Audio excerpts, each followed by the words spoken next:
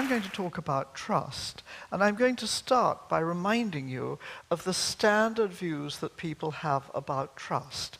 I think these are so commonplace, they've become cliches of our society, and I think there are three. One's a claim. There has been a great decline in trust, very widely believed. The second is an aim. We should have more trust. And the third is a task. We should rebuild trust. I think that the claim, the aim, and the task are all misconceived. So what I'm going to try to tell you today is a different story about a claim, an aim, and a task, which I think give one quite a lot better purchase on the matter. First, the claim. Why do people think trust has declined? I mean, if I really think about it on the basis of my own evidence, I don't know the answer. I'm inclined to think it may have declined in some activities or some institutions, and it might have grown in others. I don't have an overview.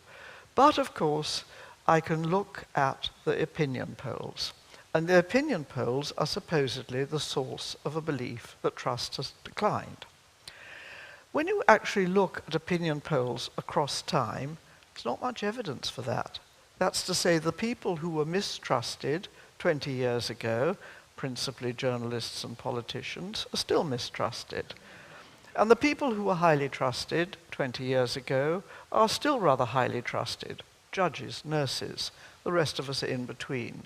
And by the way, the average person in the street is almost exactly midway.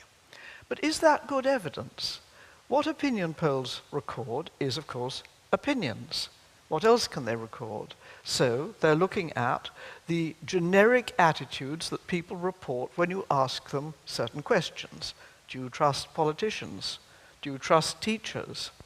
Now, if somebody said to you, do you trust greengrocers? Do you trust fishmongers? Do you trust elementary school teachers? You would probably begin by saying, to do what? And that would be a perfectly sensible response. And you might say, when you understood the answer to that, well, I trust some of them, but not others. That's a perfectly rational thing. In short, in our real lives, we seek to place trust in a differentiated way.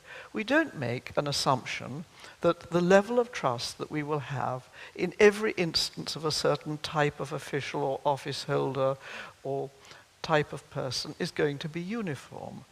I might, for example, say that I certainly trust a certain elementary school teacher I know to teach the reception class to read, but no way to drive the school minibus. I might, after all, know that she wasn't a good driver. I might trust my most loquacious friend to keep a conversation going, but not to manage to he could keep a conversation going, but perhaps not to keep a secret. Simple. So if we've got those evidence in our ordinary lives of the way that trust is differentiated, why do we sort of drop all that intelligence when we think about trust more abstractly?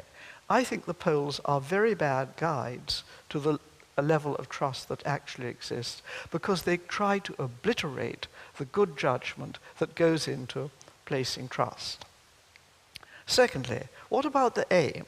The aim is to have more trust. Well, frankly, I think that's a stupid aim. It's not what I would aim at. I would aim to have more trust in the trustworthy, but not in the untrustworthy. In fact, I aim positively to try not to trust the untrustworthy. And I think of those people who, for example, place their savings with the very aptly named Mr. Madoff, who then made off with them. And I think of them and I think, well, yes, too much trust. More trust is not an intelligent aim in this life. Intelligently placed and intelligently refused trust is the proper aim. Well, once one said that, one says, yeah, okay, that means that what matters in the first place is not trust, but trustworthiness. It's judging how trustworthy people are in particular respects. And I think that judgment requires us to look at three things. Are they competent? Are they honest? Are they reliable? And if we find that a person is competent in the relevant matters and reliable and honest, we'll have a pretty good reason to trust them because they'll be trustworthy.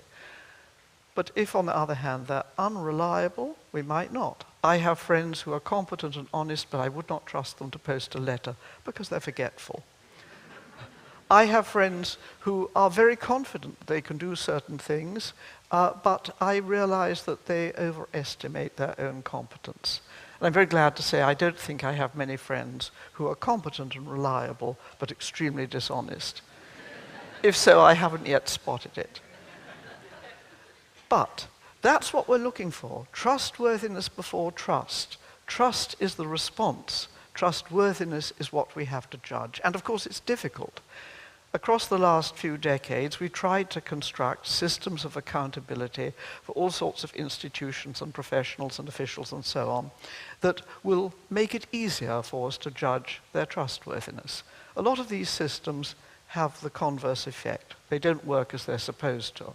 I remember I was talking with a midwife who said, well, you see, the problem is it takes longer to do the paperwork than to deliver the baby. And all over our public life, our institutional life, we find that problem, that the system of accountability that is meant to secure trustworthiness and evidence of trustworthiness is actually doing the opposite. It is distracting people who have to do difficult tasks, like midwives, from doing them by requiring them to tick the boxes, as we say. You can all give your own examples there. So much for the aim. The aim, I think, is more trustworthiness, and that is going to be different if we're trying to be trustworthy and communicate our trustworthiness to other people, and if we are trying to judge whether other people or office holders or politicians are trustworthy. It's not easy. It is judgment, and simple reaction attitudes don't do adequately here. Now, thirdly, the task. Calling the task rebuilding trust, I think also gets things backwards. It suggests that you and I should rebuild trust. Well, we can do that for ourselves. We can rebuild a bit of trustworthiness. We can do it two people together trying to improve trust. But trust in the end is distinctive because it's given by other people. You can't rebuild what other people give you. You have to give them the basis for giving you their trust. So you have to, I think, be trustworthy, and that, of course, is because you can't fool all of the people all of the time, usually. But you also have to provide usable evidence that you are trustworthy. How to do it? Well, every day, all over the place, it's being done by ordinary people, by officials, by institutions, quite effectively. Let me give you a simple commercial example.